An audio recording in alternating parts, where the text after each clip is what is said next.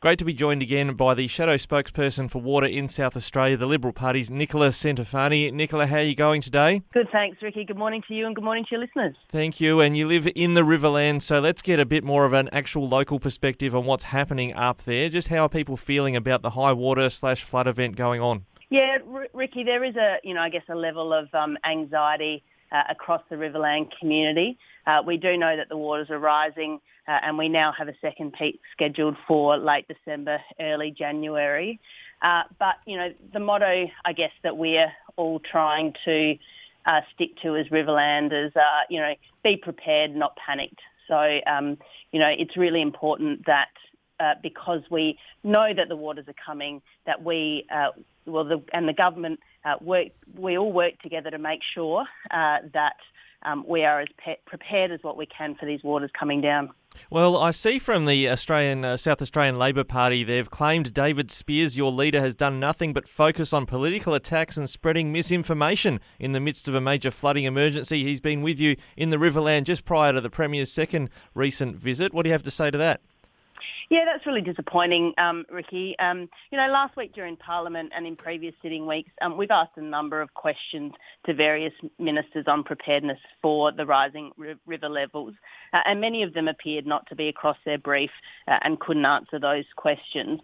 So instead of waiting for the government to announce a package we might not think is appropriate, we, the opposition, tried to be proactive and constructive and put what we think would be appropriate on the table after listening to the people in the Riverland. And Ricky, I'm certainly not playing politics. I'm listening to my community, to my friends, to the businesses who have been and will be affected, who are asking me and asking us, what's going on and what's being done to protect their families, to protect their businesses and to protect Riverland communities. So I completely reject the Labor Party's assertions.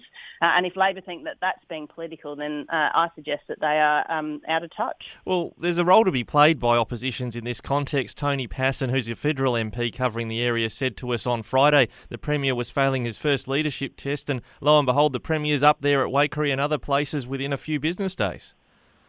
Yeah, and I think that that's a really good and important point to make. And from the opposition's point of view, Ricky, we wanted to be constructive. And so we called on the government to implement a river rescue plan, which centred around four main points. And they were, in short, ensuring that there was a coordinator that also focused on prevention, not just recovery, that there was greater energy security for households, businesses, properties and irrigators, that there was an evacuation and emergency accommodation plan, and that there was also a targeted post-flood return to the Riverland tourism package. And this plan was developed off the back of feedback from the local community, my local community, and encompassed individuals, irrigators, business owners and community leaders. So it is good to see that Labor has listened and yesterday's package appears to call up those 4 points. Now, I've only seen an outline of the government's package and as you and I know, Ricky, the devil's always in the detail, but it is a positive step forward for the government. I do commend the Premier for taking some time out of Adelaide and coming up to the Riverland. I had a sense that the government might have been hoping for some federal money flowing into that announcement yesterday around noon about flood assistance. Has the federal government maybe been a bit slow coming to the table, or is it a bit preoccupied with what's happening further upstream? That's a good question, Ricky, and that's probably one you'd need to ask the federal government. But the other point that I would make is that, money is one thing, but we need to make sure that people can access the proposed services and that they can do so without excessive red tape.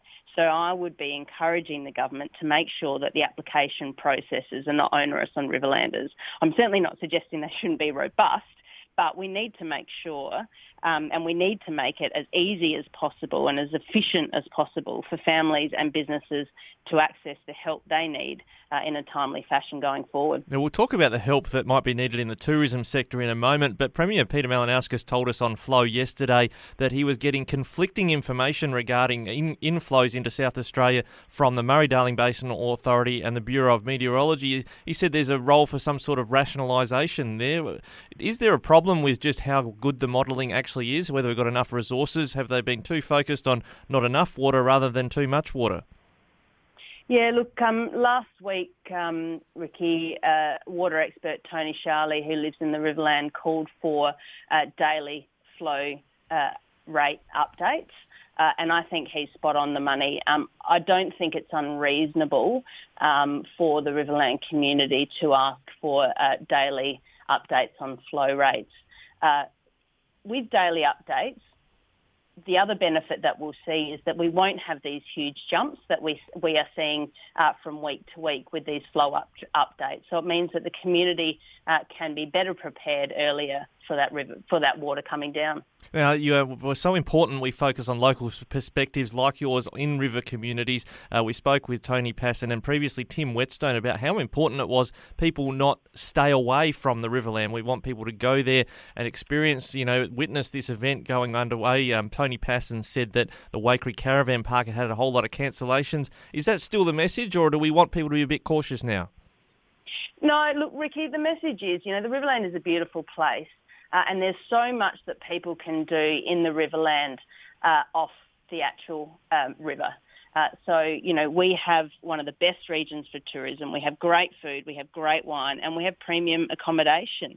So, it is critical, and I do implore people to get up to the Riverland, to see the beautiful sights of, the great flowing river and also the beautiful wetlands.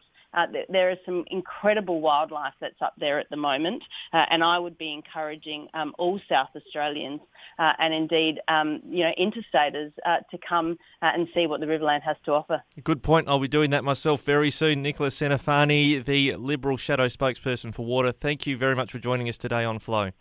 Thanks for having me, Ricky.